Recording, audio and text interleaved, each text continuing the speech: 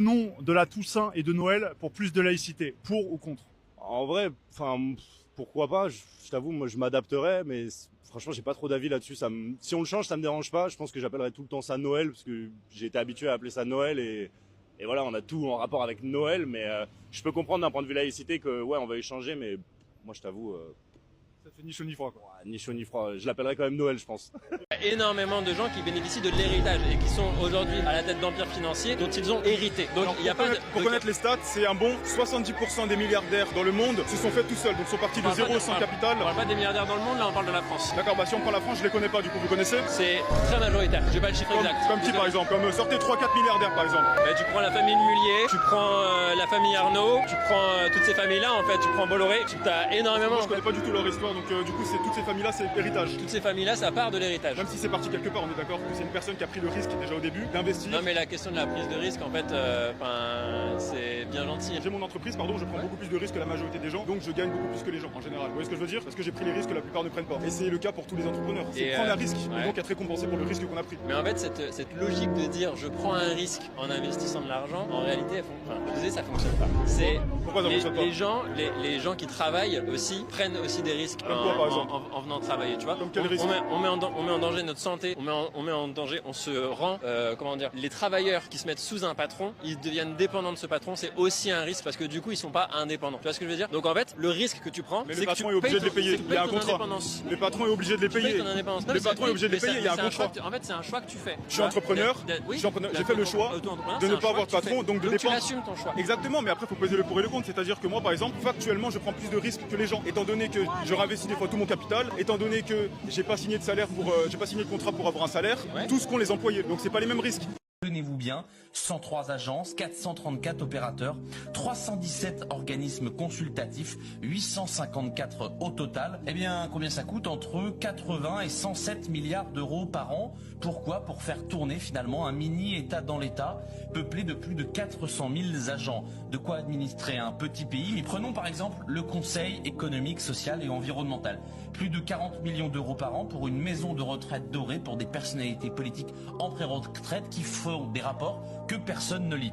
Autre exemple, l'Agence nationale de la cohésion des territoires, un nom idem pour l'ADEME, censé piloter la transition écologique connue. Il y a l'Observatoire de la qualité de l'alimentation, le Haut Conseil à l'égalité entre les femmes et les hommes, alors l'Observatoire national de l'activité physique et de la sédentarité, le Conseil supérieur de la prud'homie, le Conseil national des opérations funéraires, la Commission nationale des titres restaurants, celle des professions foraines et circassiennes, le Comité consultatif au Musée national Fernand Léger, la Commission nationale pour l'élimination des mines antipersonnelles, l'Observatoire des distorsions, oui c'est son vrai nom je vous promets, la Commission permanente d'œnologie, bon, et puis alors là mon préféré Anthony, le Conseil national du bruit.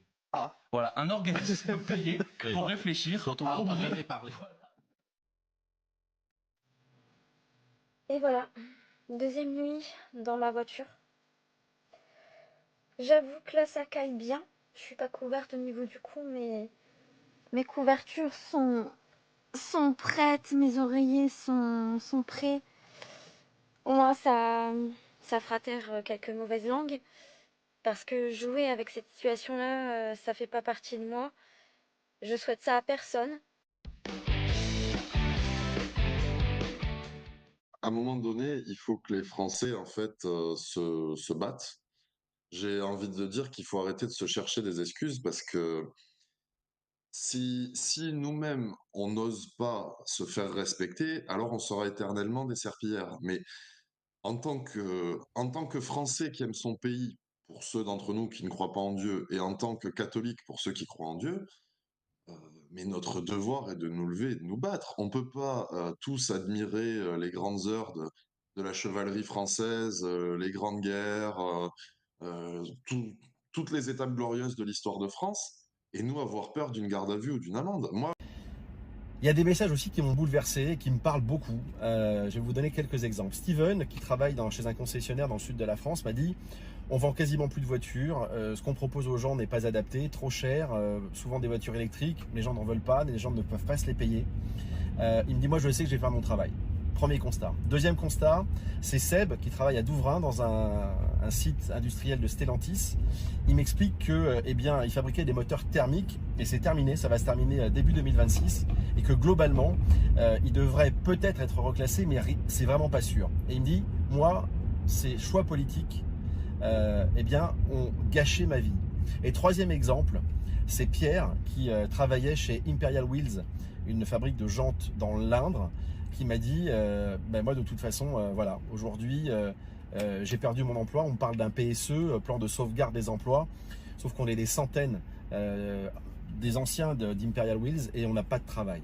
Dans des milieux souvent qui sont ruraux, quand vous avez la fermeture d'une usine, c'est dramatique pour tout le secteur. Ça va impacter des familles, des centaines de familles. Et moi, ça, je le sais, et je peux vous en parler en connaissance de cause avec la fermeture de C8, l'arrêt de Direct Auto, pour une décision de l'Arcom, une décision administrative, politique aussi. Je ne vais pas revenir sur la polémique avec Cyril Hanouna, rien à voir, mais moi, l'Arcom, Greg Galifi, j'ai pas été convoqué, j'ai pas été auditionné, donc ils m'ont pas dit que je faisais mal mon travail. Donc si vous voulez, il y a vraiment, on peut se poser certaines questions par rapport à ces choix politiques qui sont faits, mais qui ont un impact direct sur notre quotidien. C'est ça qu'il faut bien comprendre. Et puis certains vont me dire, mais oui, mais bon, il faut passer à l'électrique, l'automobile ça pollue, le CO2, le réchauffement climatique. Mais les gars, est-ce que vous savez quelle est la première cause de rejet de CO2 dans l'atmosphère? Quelle est la première industrie qui rejette le plus dans l'atmosphère? C'est la fabrication d'électricité. La Chine ouvre cette année une centrale électrique à charbon par semaine. Mais faut se réveiller en fait. On nous met l'épouvantail de la voiture électrique et je ne suis pas contre la voiture électrique, mais réfléchissons et surtout, il faut arrêter d'être silencieux et il faut commencer à prendre des vraies prises de position et c'est ce que je fais. Voilà. La France, à mon avis, n'a rien à faire vis-à-vis de l'Ukraine. D'autant que politiquement, on avait été très engagé à l'époque, après Maïdan, la France avait été très engagée, donc politiquement, ils auraient dû agir à l'époque en anticipant ce qui s'est passé après avec l'invasion de l'Ukraine. Ça, c'est ma vision, hein, je ne peux pas forcément partager. Ça, c'est le premier point.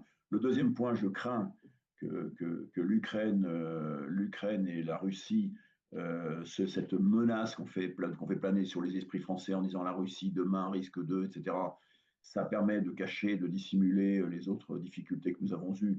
The criticism of the content, which was basically that, maybe specifically in this political climate, like white people shouldn't joke about genetic superiority. Like that was kind of like the criticism, broadly speaking. And since you are talking about this, I just wanted to give you an opportunity to talk about that specifically. I think that when I have an issue that I want to speak about, people will hear.